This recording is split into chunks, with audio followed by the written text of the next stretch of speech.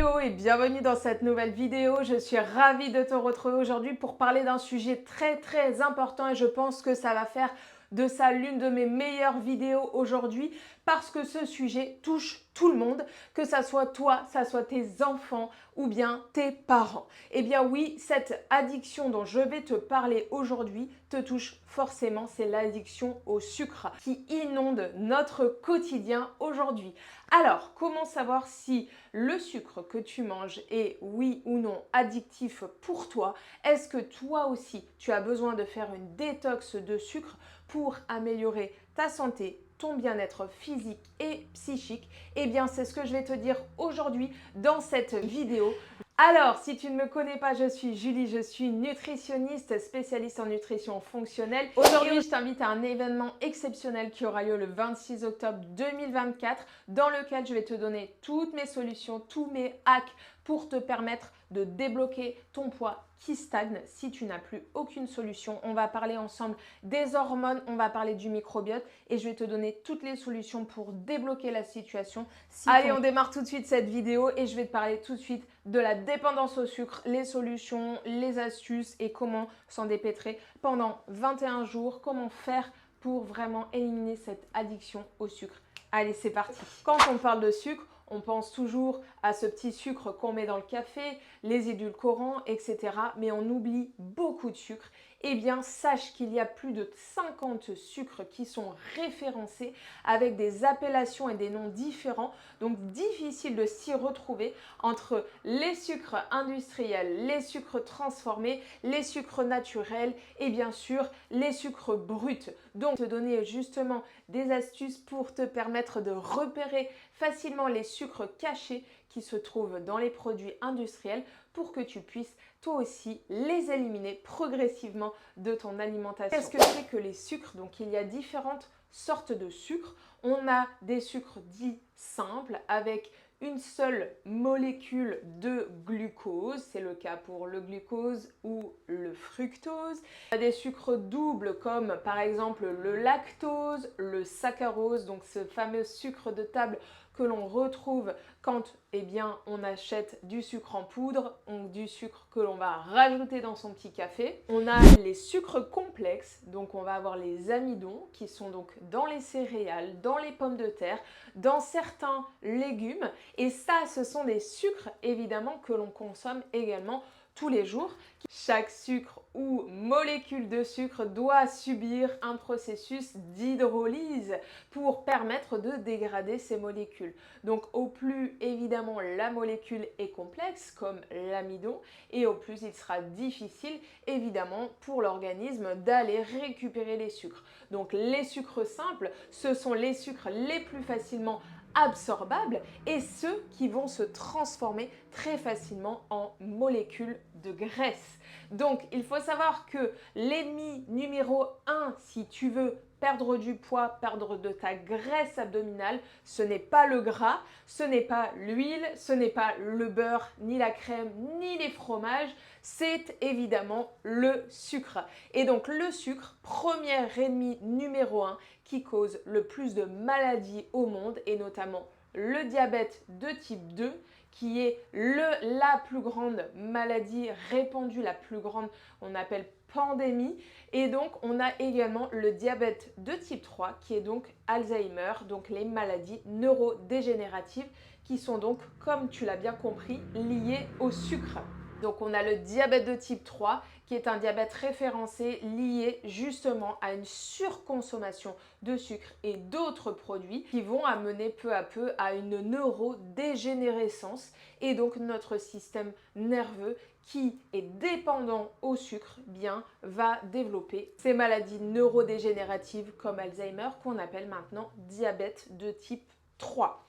Donc aujourd'hui, si tu veux améliorer ta santé, la première des choses, évidemment, cela va être d'éliminer les sucres raffinés de ton alimentation. Les sucres raffinés sont très faciles à retrouver puisque ce sont des sucres qui sont ajoutés dans ton alimentation. Alors ça peut être le sucre du café, mais c'est également toutes les confiseries, viennoiseries et autres produits industriels qui contiennent des sucres. Alors, mon astuce pour trouver facilement les sucres dans les produits industriels. Tous les sucres ont les mêmes terminaisons dans les mots. Donc, les sucres vont finir soit en ose, donc comme le saccharose, le maltose, le galactose, le fructose. Et donc ça, on sait que lorsque l'on voit ces mots-là, eh bien, on est en présence de sucre, puisque ose, eh bien, c'est une molécule de sucre. Après, on a tous les édulcorants. Donc, ce sont des sucres qui ont soit un pouvoir sucrant élevé et une faible teneur en calories, comme l'érythritol, comme le maltitol, que l'on retrouve principalement dans les dragées, les chewing-gums, les bonbons, etc., dits sans sucre. Eh bien, ces produits-là sont des produits qui sont artificiels ou transformés, comme la stevia, etc. Donc ça, on peut également retrouver très facilement ces sucres-là. Ce sont des sucres que l'on peut potentiellement consommer de temps en temps quand on veut quand même garder un goût sucré. Mais attention, parce que si tu veux éliminer complètement ton addiction au sucre, eh bien tu devras éliminer complètement le goût sucré dans ton alimentation. Parce que ton cerveau, lui, ne va faire qu'une seule chose lorsque tu vas manger un produit qui va être dit allégé, sans sucre, etc.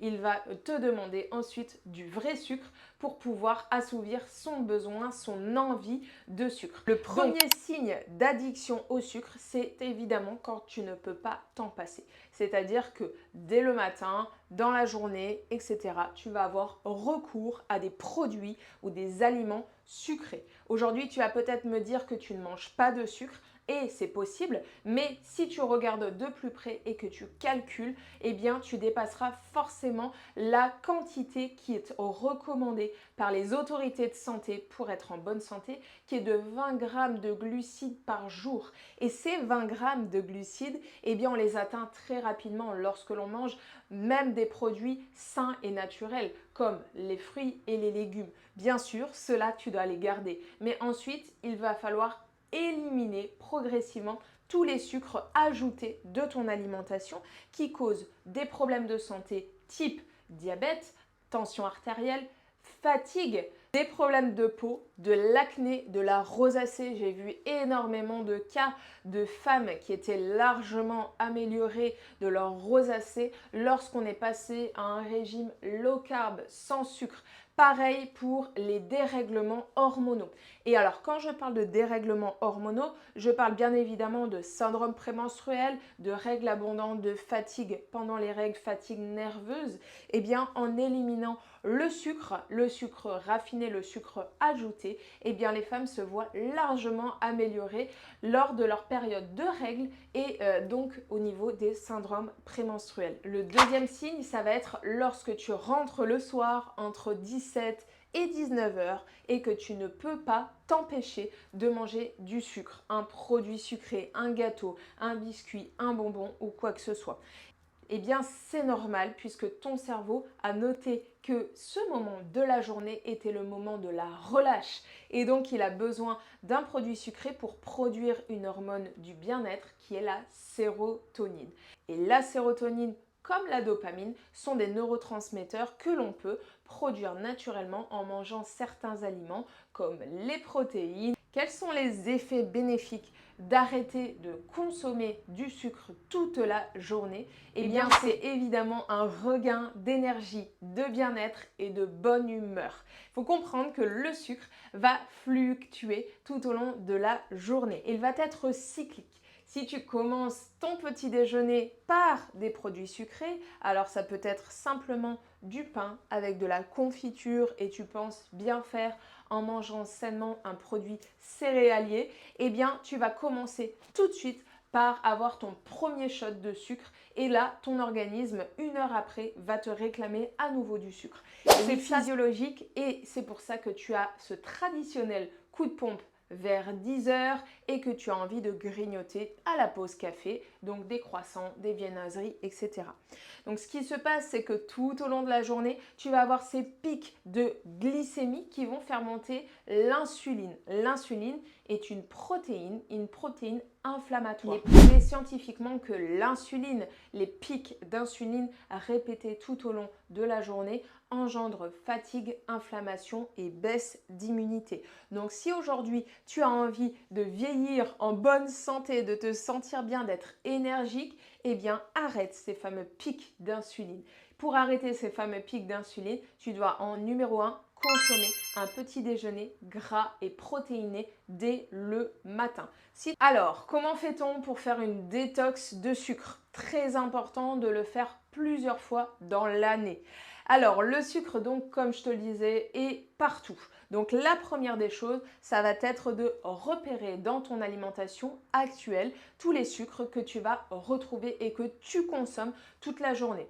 Éventuellement, tu vas pouvoir calculer aujourd'hui sur une journée type combien de sucre tu ingères dans ta journée en calculant sur des applications telles que MyFitnessPal ou GlucoseMill, etc.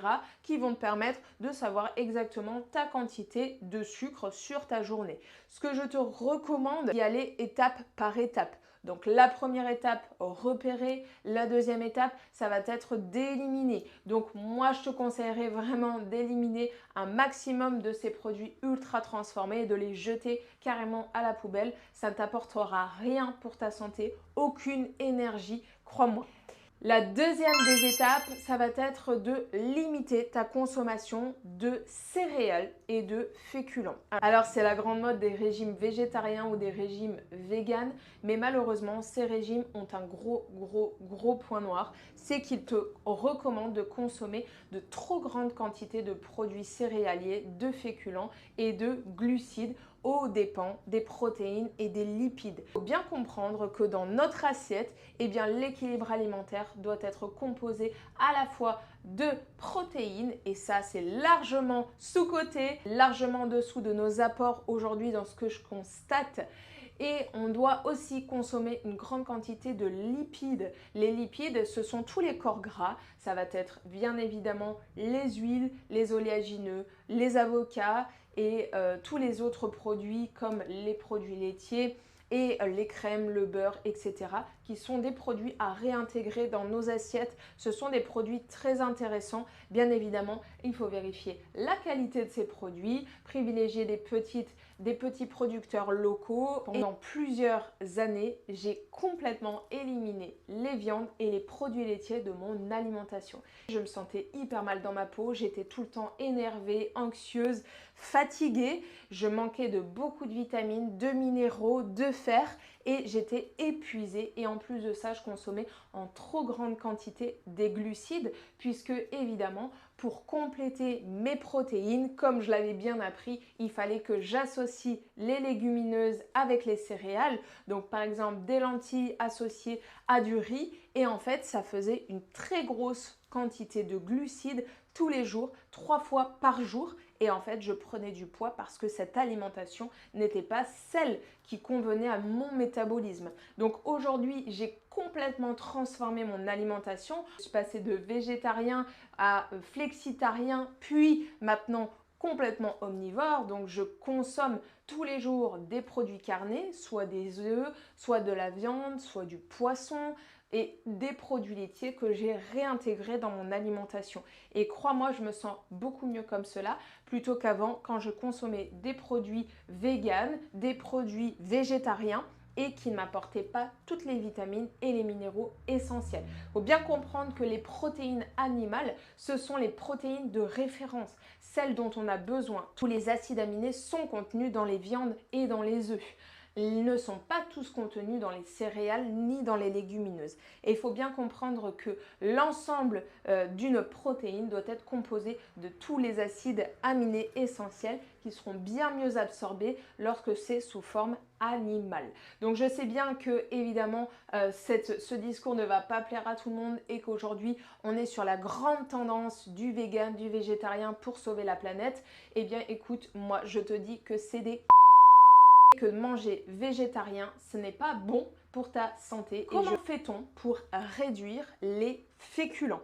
Alors les féculents, c'est toutes les céréales. On a bien sûr les pâtes, le riz, le boulgour, le quinoa, On a également dans les féculents une sous-catégorie, donc on a les légumineuses, donc on a les lentilles, le pois chiche, les haricots blancs. Eh bien, ces produits sont des produits initialement de bonne qualité. La problématique réside dans la quantité. Aujourd'hui, on a mis au cœur de nos assiettes ces féculents en trop grande quantité par rapport aux autres macronutriments, les protéines et les lipides. Et aujourd'hui, le fait de manger en trop grande quantité ces glucides nous rend malades. Alors, on a bien évidemment la grosse problématique du gluten, où je ne vais pas rentrer aujourd'hui dans les détails, mais le gluten, aujourd'hui, c'est une molécule ultra méga inflammatoire. Donc, le fait d'arrêter de consommer en trop grande quantité ces céréales ultra méga transformées, eh bien, on va améliorer grandement sa santé. Mais par quoi on va remplacer ces féculents? Parce que je suis comme toi, pendant des années, je consommais énormément de féculents tous les jours dans mon assiette sans même m'en rendre compte. Donc le matin, c'était du pain. Le midi, on avait toujours une portion de pâtes, de riz, de quinoa, de boulgour, etc. Je pensais vraiment bien faire en faisant ma petite portion avec l'équilibre, une partie des féculents, etc. Par quoi on remplace ces féculents? On va remplacer donc ce sucre par des molécules de lipides. Donc les lipides, donc comme je te le disais, ce sont les produits laitiers, les produits animaux et bien sûr les produits végétaux. Donc on a tous les oléagineux, les amandes, les noix, les noisettes, les noix de cajou, les macadamias, etc. On va avoir toutes les huiles. Donc les huiles, l'huile numéro 1 que tu dois consommer, c'est l'huile d'olive. Ok, l'huile de colza est une huile qui a quand même subi une transformation, donc à éviter. L'huile de coco, beurre de coco, noix de coco, les avocats, les œufs. Donc on y va étape par étape. Donc la première étape, comme je te le disais, c'était vraiment de réduire les sucres ultra transformés, les produits industriels. Tu jettes tout à la poubelle, on ne fait pas de sentiments, on s'en fout, c'est de la... Et tout ça, en fait, ça va vraiment te permettre petit à petit de te déshabituer de ce sucre parce que tu en mangeras beaucoup moins. Si tu remplaces le sucre par le gras, tu auras un sentiment de satiété qui sera beaucoup plus fort et tu n'auras pas envie de sucre. Par contre, le sucre, c'est une addiction. Donc le sucre, c'est comme un alcoolique. Pour certaines personnes, une goutte d'alcool leur suffit à replonger. Et bien pour certaines personnes, une molécule de sucre leur fait l'effet replonger également. Bien évidemment, on ne peut pas se passer de sucre parce qu'il est partout. Donc moi, je te recommande quand même de te faire plaisir de temps en temps, mais limite ta consommation au quotidien. Pratique le 80-20 et tu verras que tu t'en sentiras beaucoup mieux sur tes humeurs, ta santé digestive, ton bien-être hormonal, ta qualité de peau, de cheveux, d'ongles, tu verras, tu te sentiras beaucoup mieux et tu m'en diras des nouvelles.